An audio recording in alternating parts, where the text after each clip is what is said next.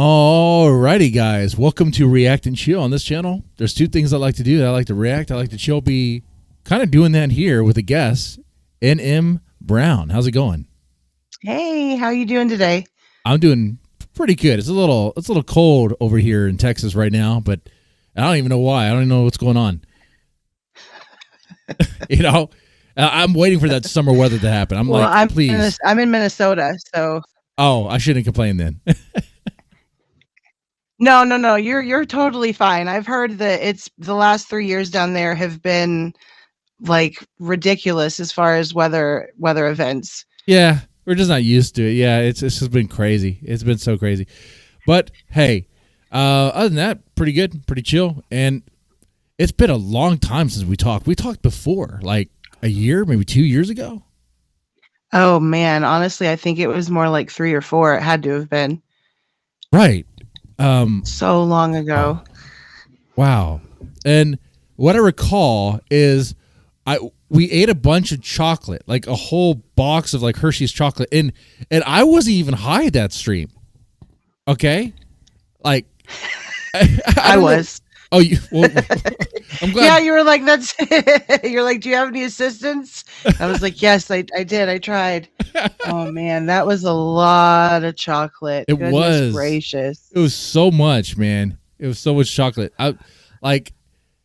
Oh God. Like, were you sick the next day? Honestly, I think if I remember correctly, it wasn't even the next day. I think I was sick like 4 hours later.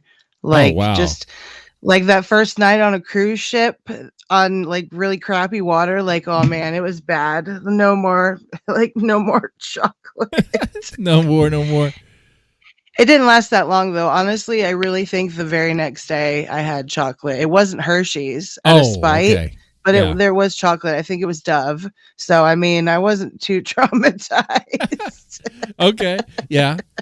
Yeah, but a Hershey's bar, though, you could not look at again, I'm pretty sure. No. I think there was a solid bar because, we got the boxes.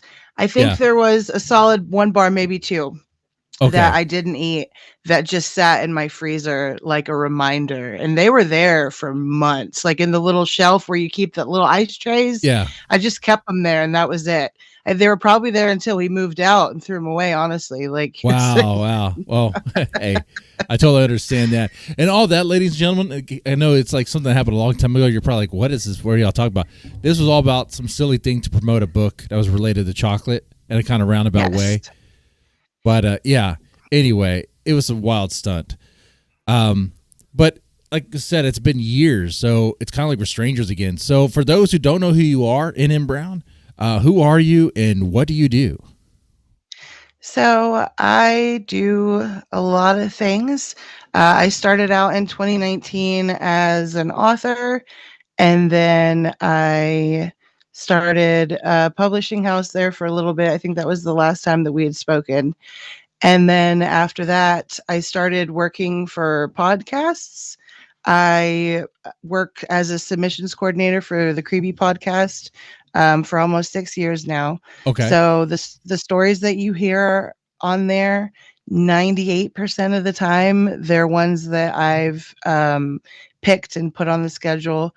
I was blessed enough to run the Chilling Tales for Dark Nights network for a little bit there for a couple years. And then, I started up my own little podcasting company. We have 3 weekly shows and a monthly true crime and music show. That's pretty cool.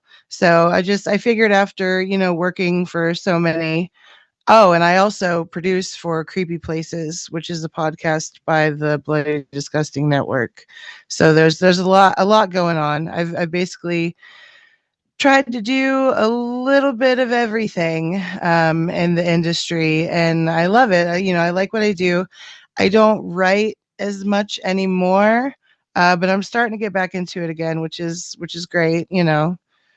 Yes, you sound quite busy and quite busy in the podcast space. Yes. I'm very, very, very lucky because, I have 3 boys. So to be able to sustain working at home um, is amazing. Getting to be with them and give them things that, you know, they want and need. Yeah. And now having them watch me start something of my own. Like first we started out on YouTube before we hit podcast platform, and our 15-year-old would get on there and like leave comments to help the algorithm, like, hi mom, hi dad, these are my parents. Like, it's pretty, you know, it's pretty cool. It's really nice. Okay. Podcasts have done a lot for me.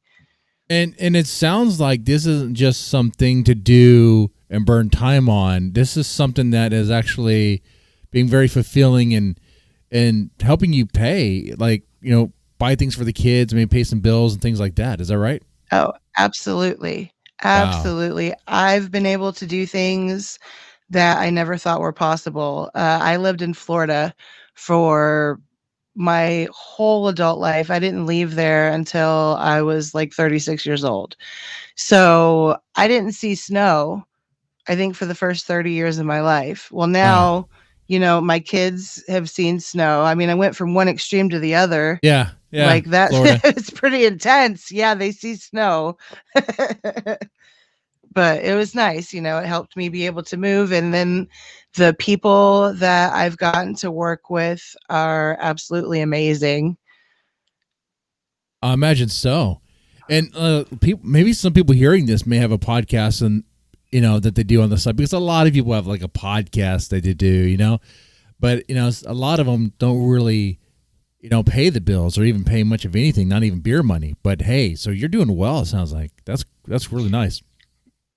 Yeah, I'm very blessed. It's I I still can't believe where I am some days, but I mean, you know, the old cliche, it's not really work if you're doing what you love. It's Right. true. You know, I stay busy, you know, with home, and then I'm always like reading other indie horror things and stuff like that. It's just, it is very fulfilling.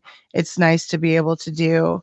Uh, and it's really inspirational. I Okay. mean, I was able to at one point single-handedly support my entire family for a little bit there, just from running the Chilling Tales network.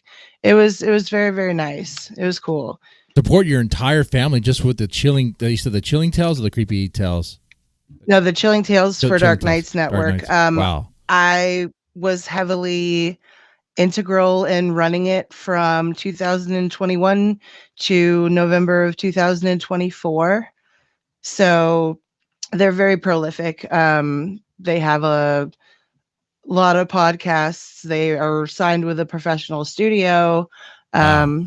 So yeah, yeah, it Very was pretty cool. Very cool. cool.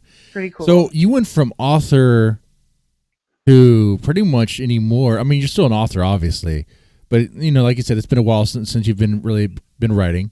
Sounds like, and but you Yes. got been really invested in the podcast scene. How did that transition happen? So, I started writing, and there was a good while there where I was pretty big on the No Sleep subreddit. That's where everything kind of started for me. That was the first time I had taken a story of mine and posted it, and, you know, had other people see it and share feedback on it and stuff like that. Well, so there were 2 podcasts. My husband wanted to support me in my writing. He loves to support me and everything. He's amazing. I love him so much.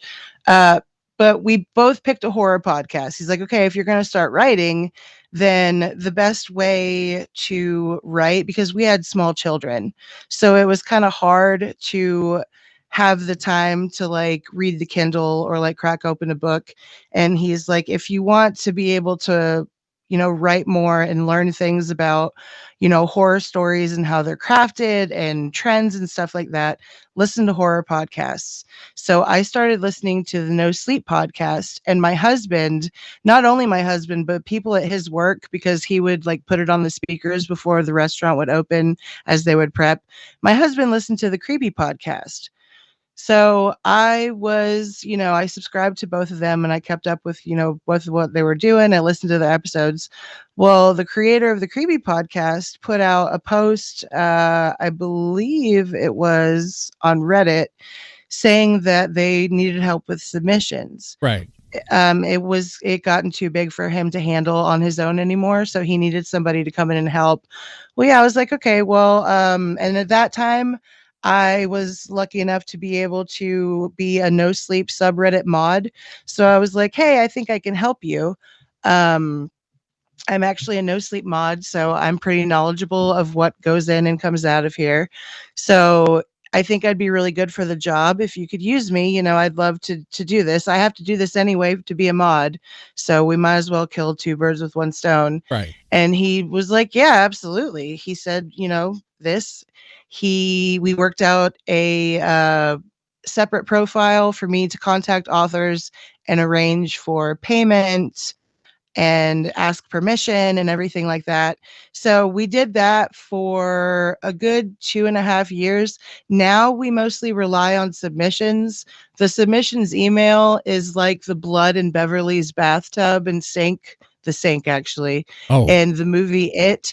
I'll check it and I'll clear it and I'll get it down and I'll go to bed and I'll wake up and there'll be more than there was the day before, which is awesome. It's that's an a good amazing sign. Yeah. thing. But man, so that's how I got that job, and that's how that transition happened. And he would feature my writing, once in a while. I didn't want to be on there too much because I didn't want it to seem like, nepotistic. So I Yeah, did but that if for you're a good, you're while. good. I mean, like if you do a good job. Yeah. Yeah, I agree. I was nervous and I still am. Like it's been 6 years almost, Don't let and the I'll haters write judge you in something. him. All right. Even 6 years later, I'll write something and I check submissions, but I don't like, I won't say I'm not allowed to accept my own stories. It just seems weird to do. So I'll Oh send it to yeah. John and I'll be like, possibly maybe if we have time for it, if you think it's good enough and stuff. And I mean, Right, so right, right. I still do that. I'll write, oh man, maybe about 10 stories a year, which isn't bad, but compared to what it was. So anyway, I worked for Creepy for a while. And then in the meantime, I had started listening to Scary Stories Told in the Dark, Otis Gyrie. Okay. And I Yeah. was like, wow, this is cool. I like this podcast. It's pretty cool.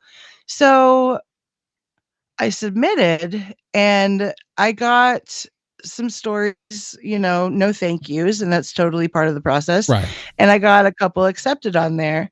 And the owner would put jobs up every once in a while Okay. throughout this year. I want to say, 2020. He would put things up like, hey, I'm looking for a story editor, or I'm looking for beta readers, sound producers, stuff Right. like that. Well, I would apply and not really, I wouldn't hear back or it would kind of like fizzle out. So I was like, all right, fine.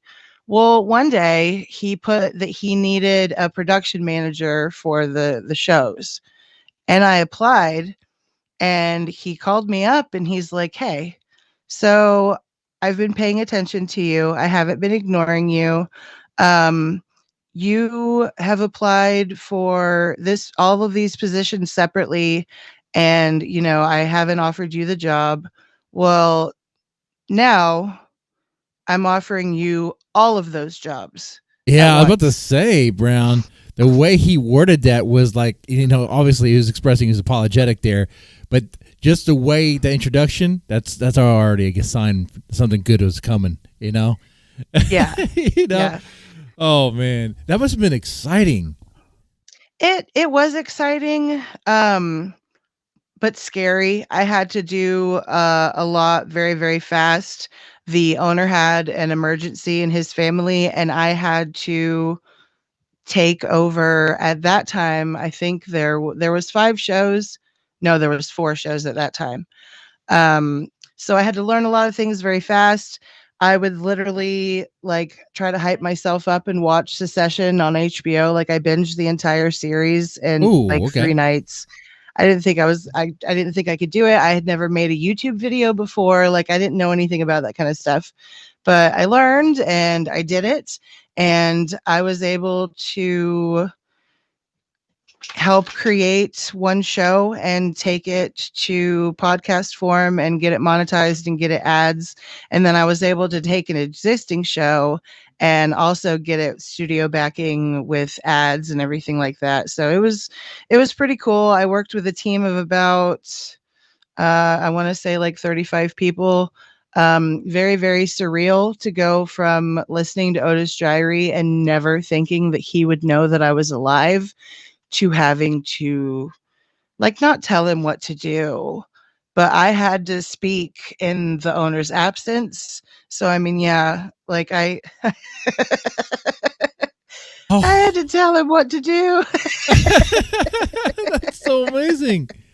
Oh man, that's so cool to hear, NM. Wow, Yeah. wow, that's really good. That's a really good story, Well, thank man. you. Wow, and we haven't even got into your work either, and that's something else we're going to get into. I want to explore, that book, which I understand is a horror anthology, a collection of short stories. And I want to dig a Yes. little bit more in the creepy podcast scene and all that. But first, I do have a reaction for you. And since we're talking about chocolate, I figured I gotta play this. And so, do you know this band called Baby Metal? No. Okay, are you faking right now? Or are you being real? I really haven't. I Okay, swear. I'm my face is trying to stifle a laugh because I like to guess yeah. beforehand and I'm usually way off. The only thing I could think of was chocolate rain. So that's why that look was on my face. I've never heard of Baby Metal. Chocolate rain. That would have been hilarious. That would have been a good one. Okay. But everyone knows that meme. Chocolate Yeah. rain. Yeah, that's a classic. But Baby Metal is this group from Japan. Okay, they have a song called "Give Me Chocolate," and since Nice. you were on the Reddit forum, they're pretty. I'd say a lot of Redditors know them. They have a subreddit. It's doing pretty good. It looks like anyway. So we've already tested the sound. We know you should hear it. I didn't test it before we started recording. Hopefully, you should be able to see it too. Let me share my screen. Okay. Okay. All right. Are you able to see this? I am. Okay.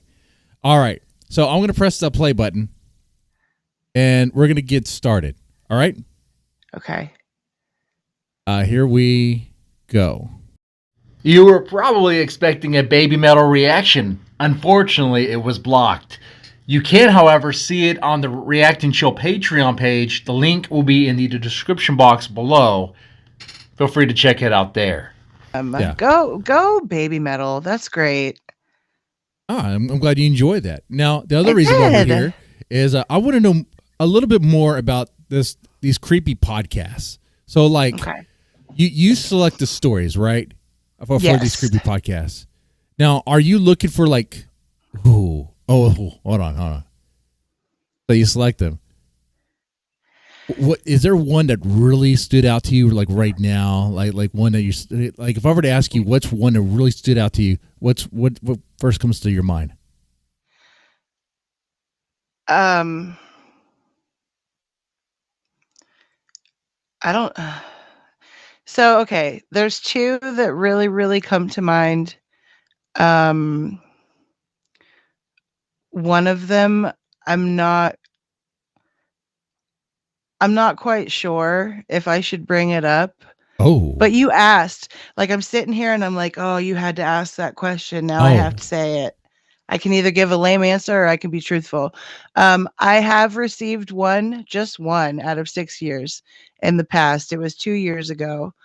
Um And it legit read I mean, I'm not experienced. I'm experienced with reading horror fiction, but, like, this story legit read like a murder confession. I'm not saying that it was, but, I mean, I haven't read it. I received it over 2 years ago, and I still think about it. Like, it's still very prevalent in my head. I'm not going to say the name of it. I'm not going to say who it was, because I mean, for all I know, it could have just been a really, really, really talented, descriptive author, but I've never gotten a vibe like that from a story before, and hopefully I never will again. Um, oh man, But that's very chilling right there. Yeah, you don't have it to say the name of. is. I oh, I can't just I can't explain what it was about it, but yeah, it lit just yeah, it was very much like a murder confession. I saved it. I did not accept it for production for obvious reasons.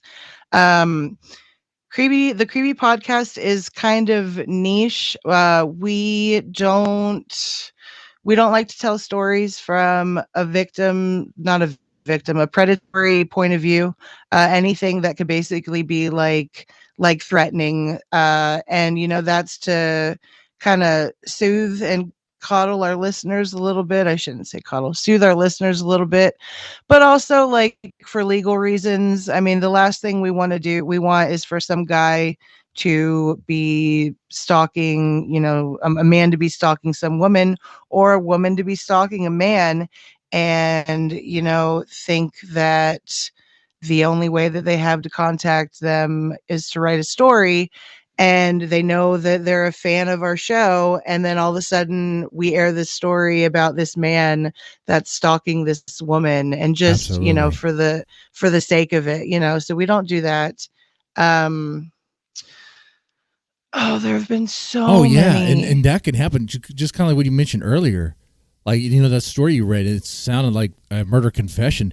There are people out there that could very well be sending you things, sending other publishers, other podcasts, things that are real, Oh, very real. absolutely. Absolutely. And I think that's a big reason why a lot of them don't really accept them anymore.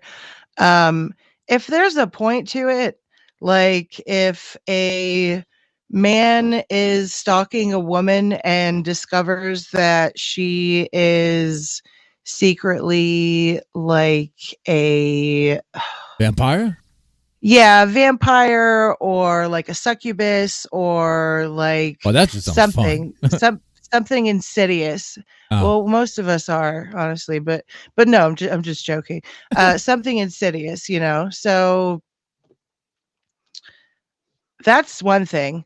But if you just submit a story about stalking a woman, and like it ends with like the man outside of her window, like breathing in air from her room, like nobody wants to hear about that. huh. You're Like absolutely right. You're absolutely right. And this so this this gets me thinking here what the next reaction is going to be. I see. I had a list, but I'm going to have to change it up real now since we're on the topic of stalkers and stalking and people telling their stalking stories from their perspective. Oh, I have something juicy coming up. It's from this little band called The Warning, and it's written from a female perspective. Okay, I'm not gonna play it yet. I know you're not. You don't have to say the name of the story. You don't have to say the name of the author who sent it. But like the details that were in that story, were they like documentary graphic or something? it wasn't okay. It wasn't so much the details and the graphic depictions of things. It was more how he described his mental state while picking the victim during the murder and then afterward. Um, the author just, like I said, they're either the best author that I've ever fucking read, or they're experienced, and that's how they're able to. I mean, they knew what they were writing. I've written about murder 100 times, but I don't think that I've ever really truly been able to break down and give a step by step viscerally mental description of, I chose this person because of this. I liked this about them. I saw And this is not from the story. This is just an example. I do not have it memorized. I try to forget about it. Obviously, I haven't been able to, but I try. Um, just like uh, dozens of pairs of high heels walked across the street from me that day, Huh. but the only ones that made me pay attention were hers. And, just very, I don't know how to explain it other than, Was it very um, possessive? It sounds like very. methodical is Oh, more like it. methodical. Very, Yeah. very methodical. Oh man, it was just absolutely insane. I'll read it again tomorrow. Maybe. Yeah. Maybe. It's hidden away at the What very, you're very, very, very, what very you're bottom of the list. describing, it does kind of sound like you'd be getting a little bit of what's really going on in that person's mind. You know. Exactly. And I mean, it's not that I'm like skittish or anything like that. I've been doing this for a long time. I've read so many stories and it's been amazing. It's been a great journey. Uh, but plethora of topics and none of them are good. They're all terrible, which is good. I Right. mean, that's the industry that we're in and that's awesome. That's our bread and butter. But like I said, just this one out of probably the thousands that I've read gave me this feeling that I don't think I'll ever be able to get rid of Wow. when I think about that story. Um, Other than that, Kyle Harrison wrote a story about an airplane that came out. It was a Sunday production, Airplane. and I want to say that it came out June 3 years ago. That's my very, very favorite story. Um, Did the airplane like flip over or something? Like. no, it was one of those things where I normally like to think that I know how things are going to end, which sometimes can be a bummer, like it sucks. So when I'm surprised, the whole thing made it seem like it was going to be a plane crash. And then like upon the moment of impact, they they were all okay, but they were in like a different dimension. Um, Okay. and things just started going terribly wrong. I don't want to give too much away, but that's my favorite one. And I think John Grill's like that one too. Oh man, I don't remember the Oh, that, name that of sounds it. like a fun one. Yeah, it was a Halloween one. It was custom written Halloween commission story for Sunday. Wow. Yeah, that Kyle Harrison's So great. is it He's kind one of of my like, friends. wasn't Lost kind of like that, or it was a plane crash? But it was like, are they really? Is it real? Could it be like a figment of their imagination? That sort of thing going on there. Yeah, it's interesting that you bring that up because I was just thinking about Lost 2 days ago. My husband and I started watching Severance on Apple TV. Okay. Hands down, one of the best things that I've seen on television in a long time. Yeah, I need to see it. It But was. yes, it got me thinking about Lost, and I watched it when I was in my late 20s for the first time, Yeah. and I was absolutely entranced. Like I was writing things down, rewatching episodes, looking for Easter eggs, and then I tried watching it again last year, and I could not be less interested. I don't understand why people's minds change. Like, I don't know. But whatever happened to them on the island happened to my brain because now I suddenly am no longer interested in the show. Is it because you? Is it because you've seen something that told a similar story but better? I don't think so because Lost, 6 Feet Under, those are the only two shows where at the end I'm absolutely inconsolable. Like just leave me to myself, shove a little, roll a bottle of water at me, take the kids, leave the house and come back in half an hour. And it sounds silly. Like my mother-in-law, love her, but she always gets upset when TV characters die. And like I never made fun of her for it, but at the same time, she'd call me up at like 9, 10 o'clock at night crying because somebody died on Grey's Anatomy. I never really understood that until I saw these two shows. Oh wow. So it had an impact on me. I mean, I thought the ending was one of the best endings on television. Just for some reason, I don't know. I just couldn't get into it again.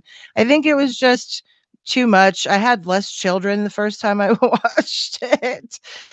So I probably had more mental bandwidth to be able to like Probably. Yeah. I hear you on that one. Yeah. Yeah. Yeah.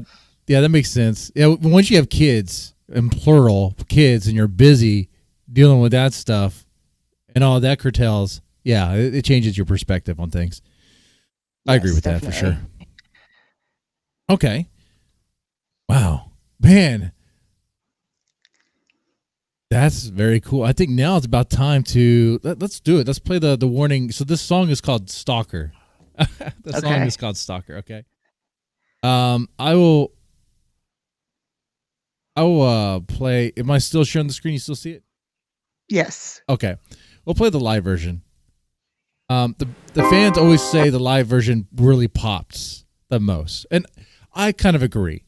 I agree on that. Like, if you ever want to hear the studio version, you can. But this is Stalker. The band is called The Warning. Is live.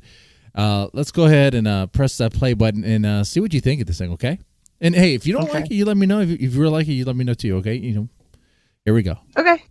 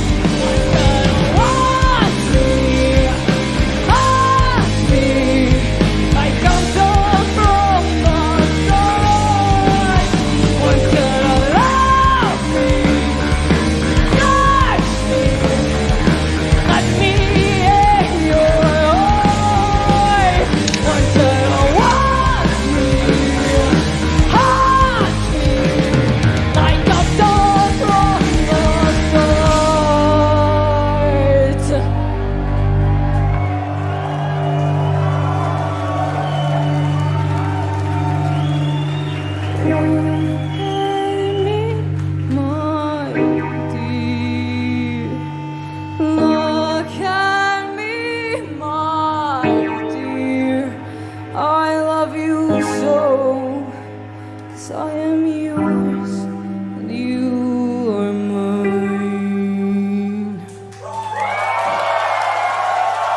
All right. So that's a little band called The Warning. That song was Stalker. Like I said, it is the live version, obviously, as you could tell. What did you think of that? It was pretty intense. I like the melody. Like, she had a good voice. I'm wondering how the one that she belongs to and the one that belongs to her feels about the song. I don't know if this is like a consensual thing. Back to that again. I don't yeah, I liked it. It was a banger. A little aggressive, which, I mean, hey, like, who am I to judge?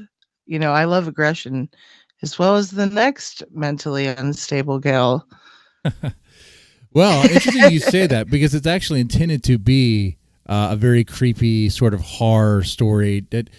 So this song comes from an album called Queen of the Murder Scene, and it's a concept album where every song is getting further and further into this story of, essentially, it's a girl that's obsessed with this guy, and the songs kind of take you on this path of gradually things just get worse, or he gets tied up, bound by rope, and then cut into pieces and stuff like that. Very gruesome stuff, very gruesome. But that's really cool, though. Yeah. And what you probably saw there when they're performing, they probably look a little young, right? They look young. Yeah. Yeah, same thing. Kind of similar to BABYMETAL in a way. They started when they were kids, essentially. Okay, and everything seems fine. I mean, they started like a cover channel on YouTube a long time ago. They did a cover of Metallica Enter Sandman, and then there's like this crazy video of these little girls playing that song, and they did a really good job with it, and it went viral. And next thing you know, they have an opportunity to do something, and here you have it. That's great. That's really cool. Yeah, and they have a very passionate fan base, the Warning Army that they call themselves, and they're very cool. All right, they're very cool indeed. Yeah, I'm definitely gonna have to look that album up. That sounds really, really cool. Like, you don't hear, I mean, it's been done like in the past, but you don't hear about stuff like that anymore. Like albums that tell an entire story, like gradually through the songs that are in that. Yeah. I think that's an awesome concept. Yeah, especially from a female's perspective like that. Like when I heard about it, I thought it was like a dude. I just assumed like Stalker was about a guy, a creepy guy from his perspective. But nope, I had that one completely wrong. And the girls wrote that. I mean, they wrote that song. They wrote all those songs. So I was like, whoa, these girls they have a wild imagination there. So it is very interesting now. The Warning, and they're from Mexico, and they play rock. Sometimes those songs get a little hard. I guess that's subject matter wise. I like that. All right, and the reason you see why I chose that, it's a dark song, yes, dark subject matter, and so like once you started talking about the Stalker story, I was like, oh, I got something for you. Here. Okay. So that was a lot of fun. Now let's get into, finally, we talked about your podcast stuff that you've been doing, but you're also an author. Let's talk about that a little bit. So you have a book that is, it's coming out, right? Yes, it's re-releasing. It was in circulation on Amazon. I self-published it for a little while, but Velix just acquired the rights to it last week, actually. So that should be coming back out in a few months. It's an anthology of, there it is, or was. You can't order it right now, but you'll be able to soon. I'll put it on the screen to share it on the actual show here real fast. So this is what it was, but this is like the paperback version, which is sold out. But yes, it's about to be, I guess, I guess, reactive again under a different publisher, which is very cool. Yes. Yeah, I was very, very blessed. It's an anthology. It has 17 stories. It kind of takes place in my first, like I was very green. All of these are some of my earliest ones. I'm very proud of them. I've written so many more since these, but yeah, this is the heart. This book is where everything started and happened for me, and it was really really cool to go back and read through everything and read through all the stories and make the connections. I do have a lot of personal inspirations for my writing, and that was reflected through these stories. So that was pretty cool. Okay, very It was cool to nice hear. to go back and reread, kind of like talking to and hearing from a part of myself that I hadn't for a while. Wow. And so maybe just make sure I heard this right. Republishing this, you had to go back over the stories again, right? Yeah. Okay. Yes. So having done that, like, did you from when you first worked on it to now, like, did you have any like different thoughts about the stories or anything? Honestly, no. I didn't really want to. I wanted to keep it because he had already read it, and Okay. like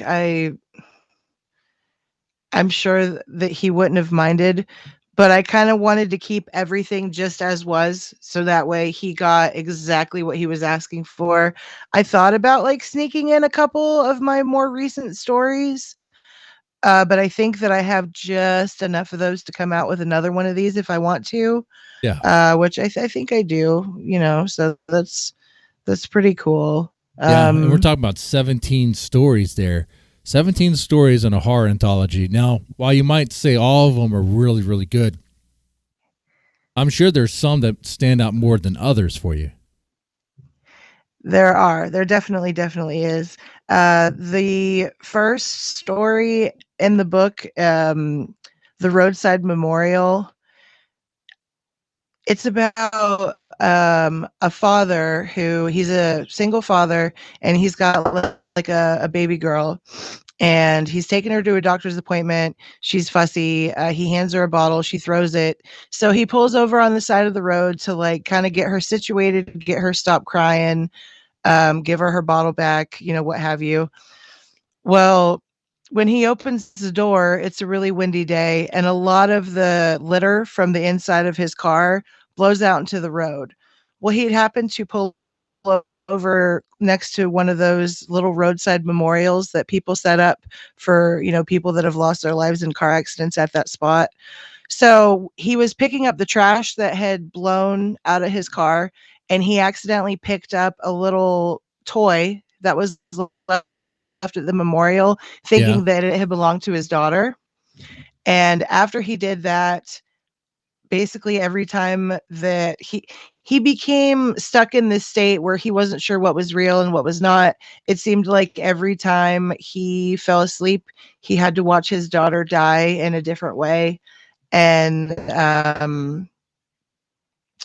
you are left not really knowing what the fate of these characters is.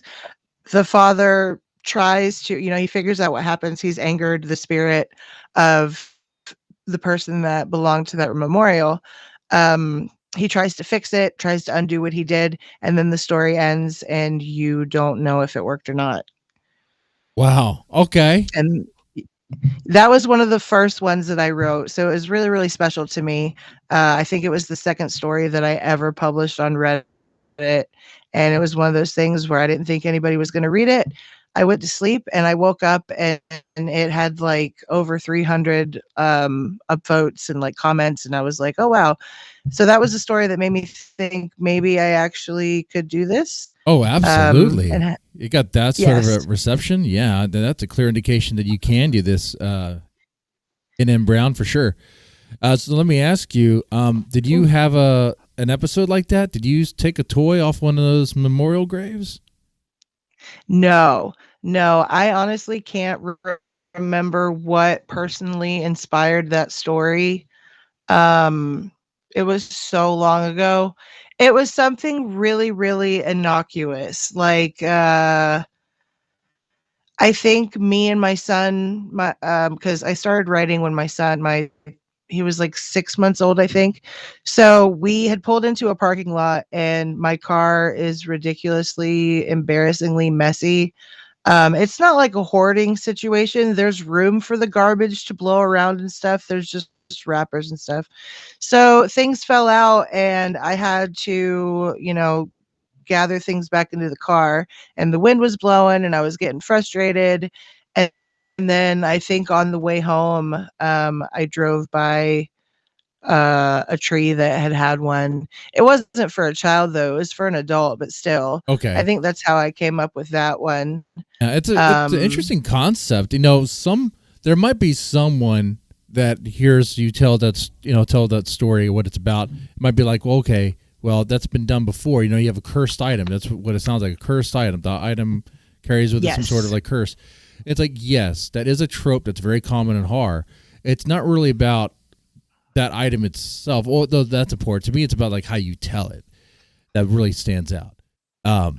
Yeah. Yeah, he has two like episodes where he has to watch his daughter die, and he doesn't figure out until he's on the phone with his mother-in-law. He's a single father. The mother is no longer in the picture, but her family is, because they still love the baby, one of those situations. So he's able to still get support from them. They're not in their daughter's life, all that. It's explaining the story. But it's not until he's on the phone with her and they're talking about everything, and he's like, hey, so that little Lammy toy that you gave her, she really, really loves that. And she's like, I've never given her anything remotely close to that. I've given her penguins and Pooh Bears, but I've never given her a lamb. And so Wow. then he starts to figure out, and then once he figures that out, the episodes intensify, and the apparition it makes its presence visible to him, menacingly. So yeah, it was cool.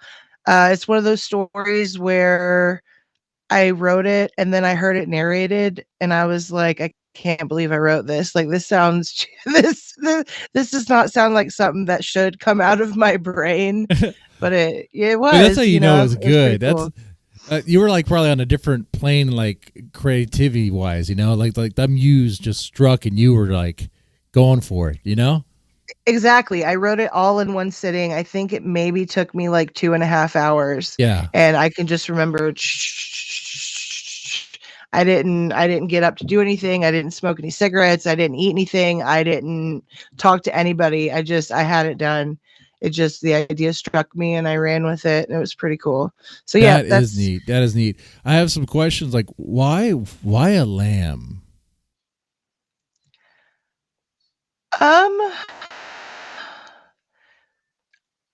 I'm not sure. I think I picked it. We have all sins. So like we've had like a variety of toys. And I mean, I'm not necessarily saying that lamb is gender centric, if there even is supposed to be such thing anymore. But it was a baby girl. Yeah. And I made the baby a girl because I've always wanted one. We had all boys, and I love my boys, but I've always wanted to have a little girl. Right. So I kind of fostered those feelings into a parental relationship with those two characters.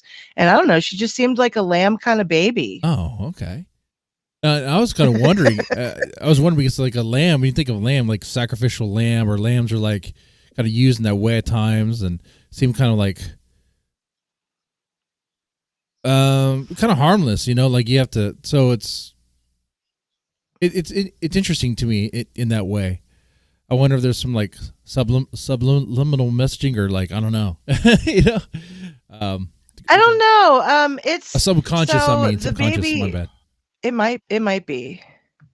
It might be. But yeah, very cool. But the baby mobiles that have those little stuffed animals hanging from them, it was one of those that had been removed. Like, I can picture it in my head. So I don't know. I mean, it wasn't a stuffed black goat named Philip. So I mean, overall, we're good. There could be worse things. Yeah. Sometimes I wonder about that. About this roadside memorials, and now after hearing you tell this story, and I saw this one a while back, it was like a motorcycle helmet, like on that, on the roadside memorial. I was wondering, what would happen if you take that motorcycle helmet? Would you be haunted by like the motorcycle guy who died in that way, and you would have to live out the way he died, for a while? Yeah, there's a good chance. Like, Yeah, you'd be it's haunted. definitely poking the ethereal bear. Right? Okay. Now you probably shared these stories with a lot of people, right? Yes.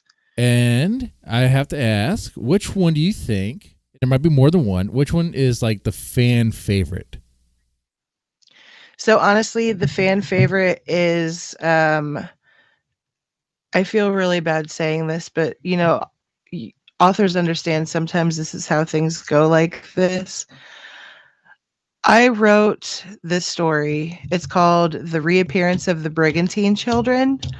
I wrote it in under an hour, and it was one of those things where I felt like I needed to get something out to keep myself alive. Like I felt like if I didn't post something every day, or if I skipped a couple days, that I would be utterly forgotten about by the time it's ridiculous mental pressure stigma. It was completely false.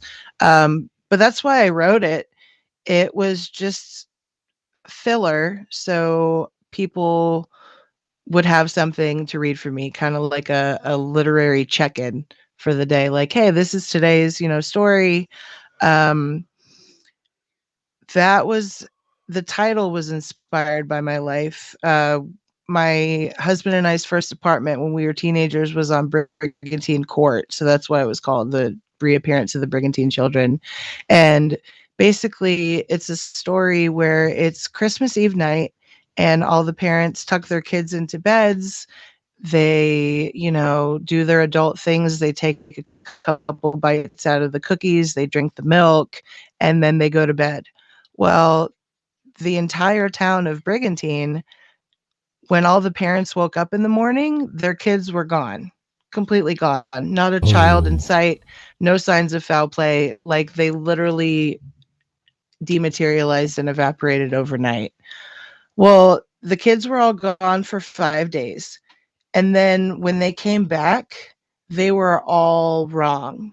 Like, their bodies were all mushed together, not like a bunch of gummy bears melted in a bowl, but like Annie would have little Jimmy's torso, and Hannah down the street would have Sally's left leg, stuff like that. Like That's wild. That is so wild. Yeah. What? Oh man.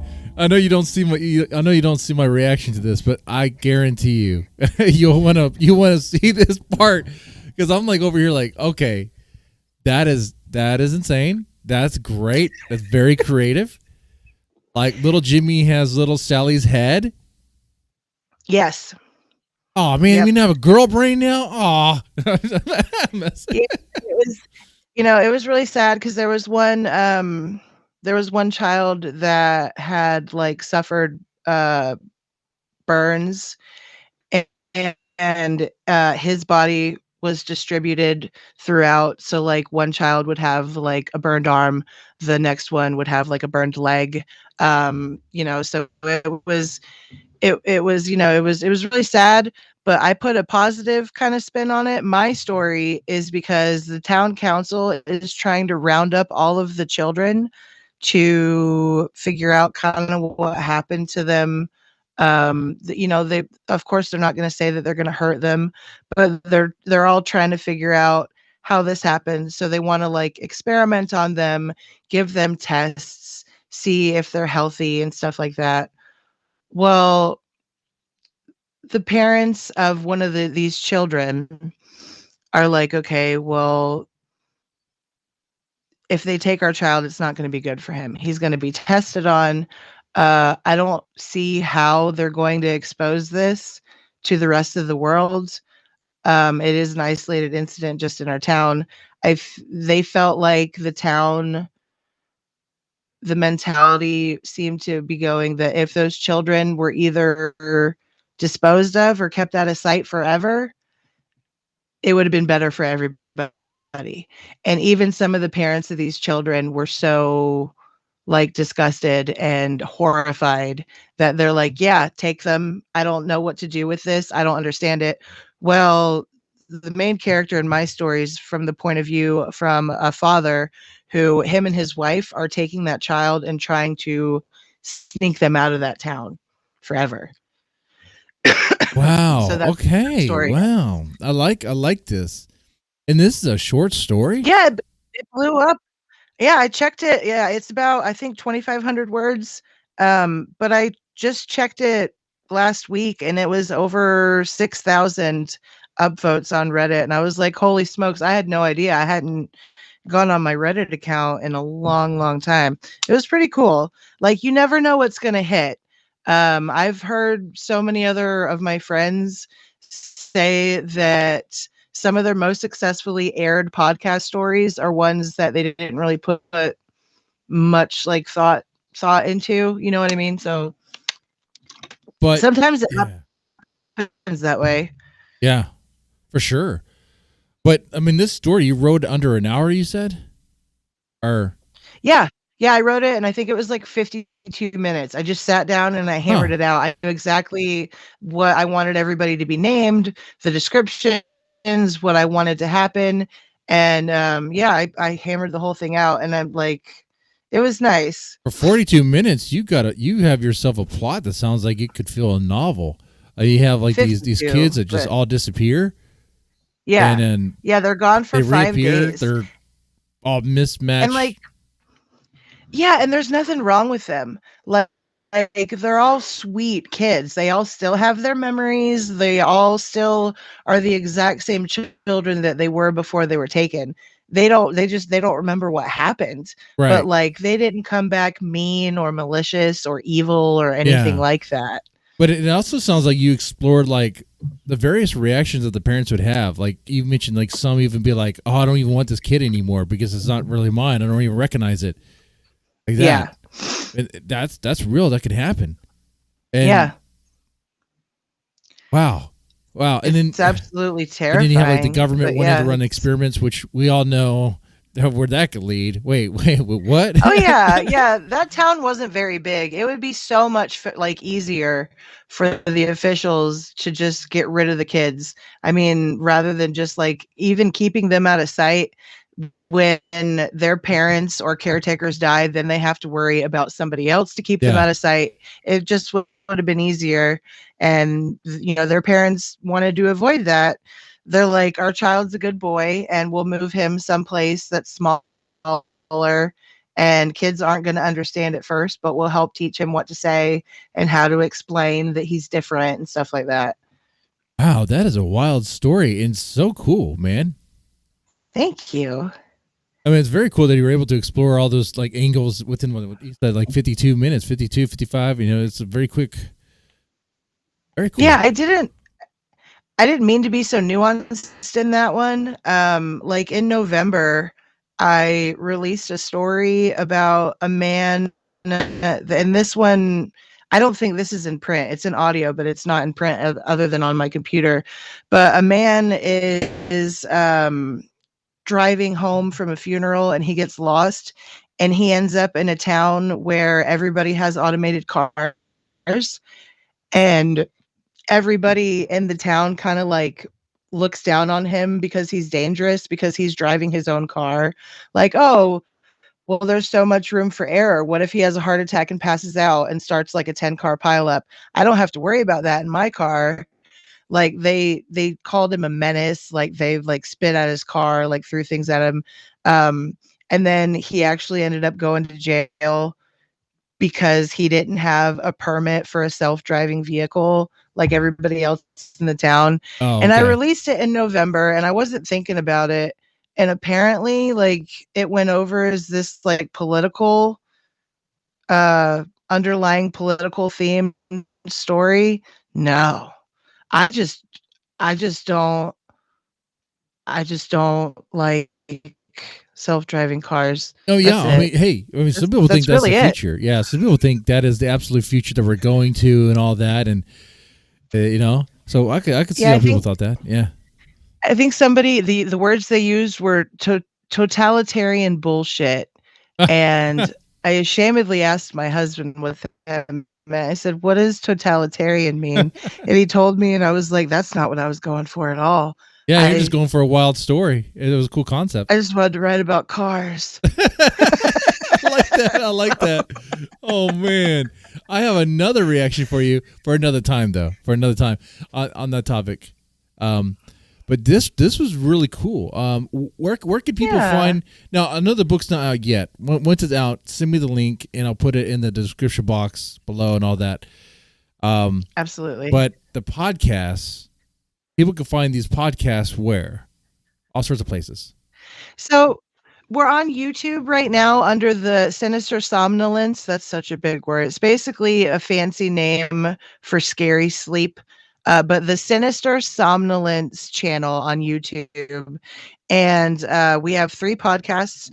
There's The Crimson Hour with Drew Blood, which is amazing. Drew is a great guy. And then there's Spectral Margins with Lucius Voss. And then there's Winterific Wednesdays, which is basically like celebrating women in horror. The stories all have female leads, voice actresses, and they were all written by women. So yeah, that's where you can find those. They're available on all the podcasting platforms right now and on YouTube.